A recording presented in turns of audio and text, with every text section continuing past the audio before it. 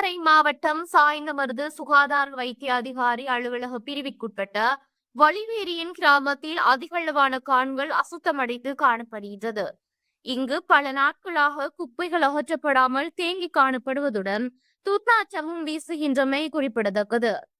இந்நிலைமை மக்களின் சுகாதாரத்திற்கும் சுற்றுச்சூழல் பாதுகாப்பிற்கும் கடுமையான பாதிப்பை ஏற்படுத்தக்கூடியதாக இருப்பதை கருத்தில் கொண்டு சாய்ந்தமருது சுகாதார வைத்திய அதிகாரியினால் இதற்கான மேலதிக நடவடிக்கைகளை மேற்கொள்ளுமாறு குறிப்பிடப்பட்டு பாராளுமன்ற உறுப்பினர் ஆதம் பாவாவிற்கும் மத்திய சுற்றாடல் அதிகார சபை கிழக்கு மாகாணத்திற்கும் அதிகாரப்பூர்வமாக கடிதம் அனுப்பி வைக்கப்பட்டுள்ளது.